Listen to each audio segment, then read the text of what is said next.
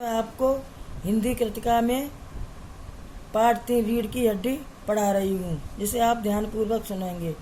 मामूली तरह प्रस्तुत पाठ पर एकांकी है, जिसमें उमा की माँ प्रेमा, उमा के पिता रामस्वरूप शंकर तथा उसके पिता गोपाल प्रसाद प्रमुख पात्र हैं। इन सब पात्रों में सबसे अधिक प्रभावशाली पात्र उमा यद्यपि एकांकी के अंतिम भाग में हमारे सामने उपस्थित होती है, पर एक बार मंच पर जाने के बाद वह अपने व्यक्तित्व की छाप छोड़ देती है। महिला पात्रों के माध्यम से समाज में स्त्रियों के प्रति व्याप्त रूढ़िवादी जकड़ी हुई मानसिकता पर चोट करते हुए स्त्रियों की शिक्षा से उत्पन्न उनके साहस और आत्मबल को प्रदर्शित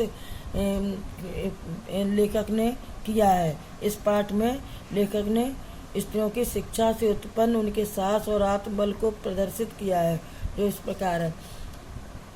लेखक मातुल एक अधेड़ उम्र के व्यक्ति रामस्वरूप और उनके नौकर के बारे में बता रहे हैं कि नौकर बताई गई बात को ध्यान से नहीं सुनता है। जो कुछ उसे करने के लिए कहा जाए वह उसका उल्टा ही करता है, इसीलिए उसे बार बार डांट खानी पड़ती है। बाबू रामस्वरूप ने उसे बिस्तर पर बिछाने के लिए चादर लाने के लिए कहते तो वह अंदर जाकर धोतियाँ मांगने लगता है। उमा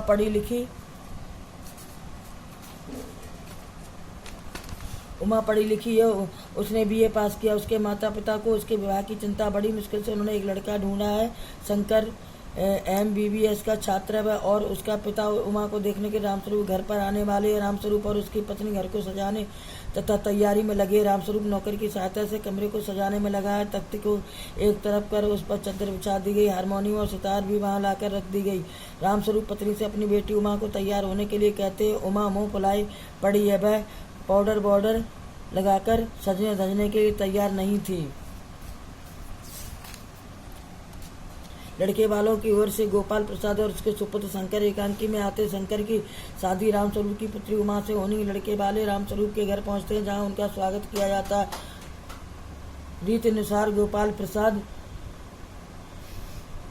और शंकर के समक्ष चाय नाश्ते का प्रबंध किया जाता है और इससे उनसे बातचीत का सिलसिला शुरू होता है। खाने पीने, पढ़ाई लिखाई भी पुरानी बातें की जा रही हैं। आखिरकार गोपाल ने शादी के बारे में अपने असली विचार प्रकट किए और कहा कि लड़की दिखने में बड़ी सुंदर होनी चाहिए, परंतु जरा पढ़ी लिखी थोड़ी कम होनी चाहिए। इसके लिए वे तर्क देते हैं कि उन्हें कोई नौकरी थोड़ी ही करानी है। ऊपर से पढ़ाई लिखाई करने वाली लड़कियां हर बात में बहस करती हैं, पॉलिटिक्स करने लगती हैं, जो हमें बिल्कुल पसंद नहीं है।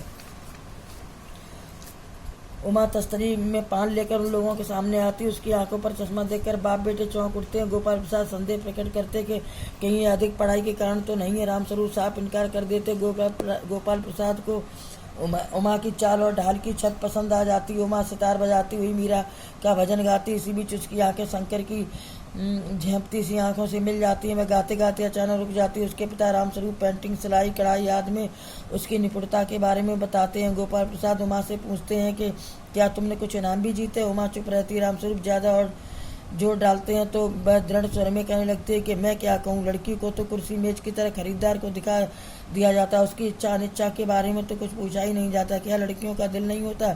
उनके हृदय को ठेस नहीं पहुंचती? लड़कों के बारे में क्यों नहीं कुछ पूछा जाता है?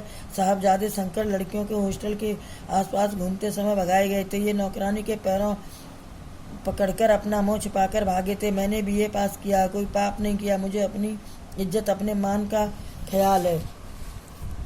गोपाल प्रसाद क्रोधित हो जाते और रामस्वरूप से कहते कि आपने मेरे साथ धोखा किया है। BA पास लड़की को मैट्रिक तक पढ़ी बताया। मैं चलता हूँ। दोनों बाप बेटे दरवाजे की ओर बढ़ते। उमा कहती है कि घर जाकर पता लगाइएगा कि आपके लाडले बेटे की रीढ़ की हड्डी भी है या नहीं, यानी बैकबोन।